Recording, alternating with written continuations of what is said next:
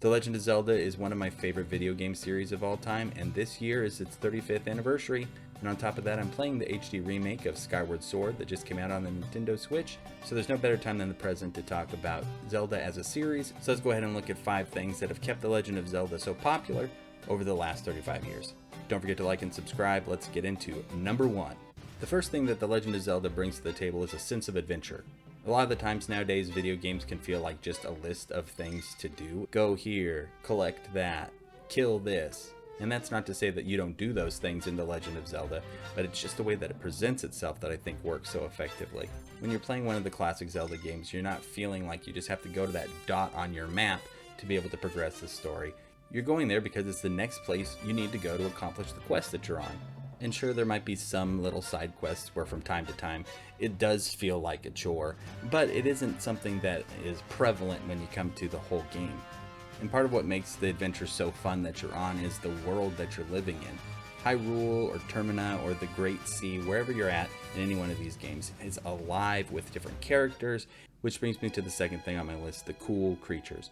Like a lot of high fantasy, The Legend of Zelda has different races of beings that exist in their world besides just humans. You've got the Zoras, who are fish people, or you have the Gorons, like these rock people, or you could have the Rito, which are bird people who fly through the air.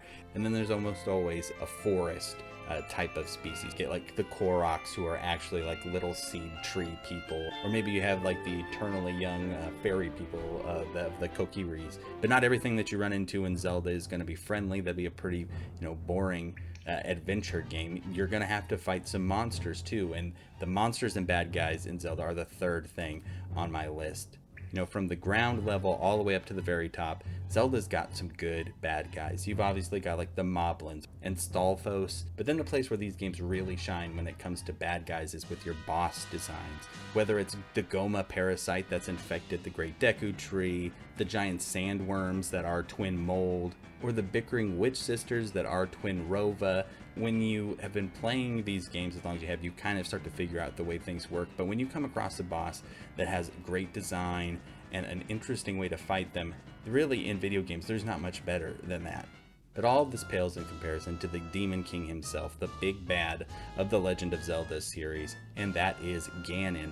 And I just really like the idea of this like pure evil thing that is just out to destroy and corrupt and rule. Like there's nothing that is redeemable about him, and that is kind of a fun thing to still have in existence today.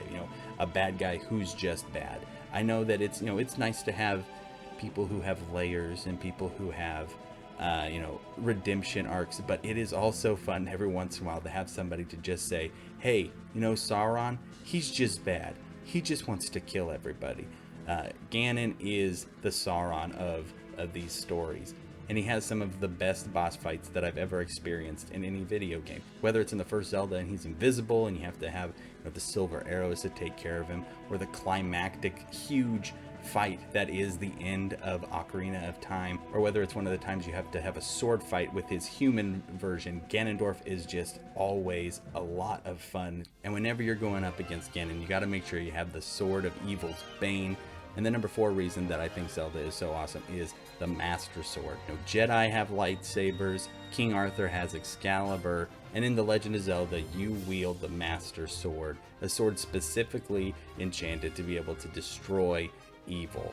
It's rare that you start off any of the games with this sword in hand, and so when you're able to work your way up to actually getting it and being able to like one hit bad guys that the earlier parts of the game you would have to take like 3 or 4 or maybe even 5 hits to take care of is always gratifying.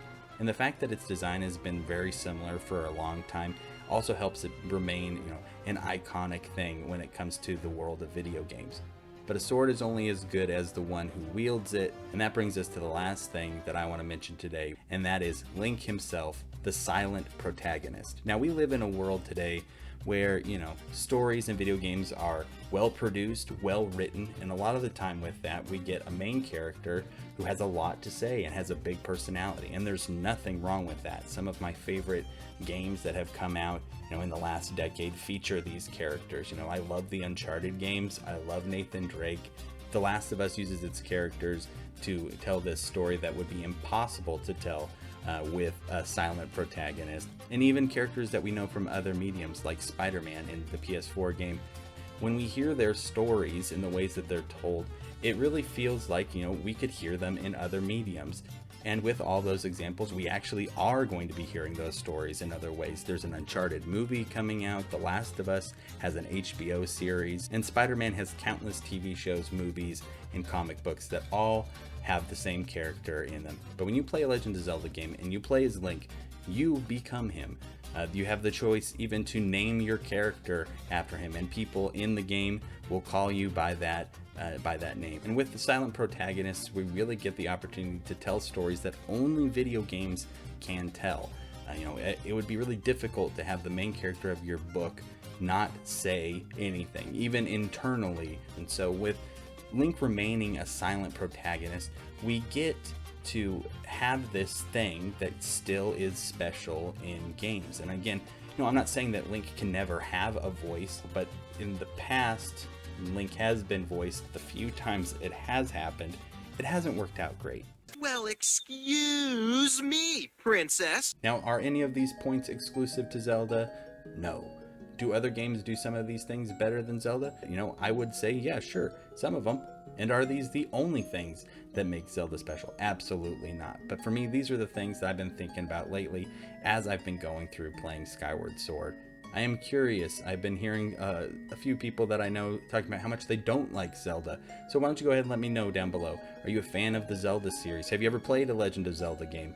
If so, what's your favorite one? Or what's your favorite bad guy? I'd love to hear your opinion on anything Zelda that we talked about today. Don't forget, please, to like this video, leave a comment, and subscribe to the channel, and hit that bell to make sure you get notifications whenever we put out a new video. I appreciate you being here. We'll see you next Saturday with our next tier list.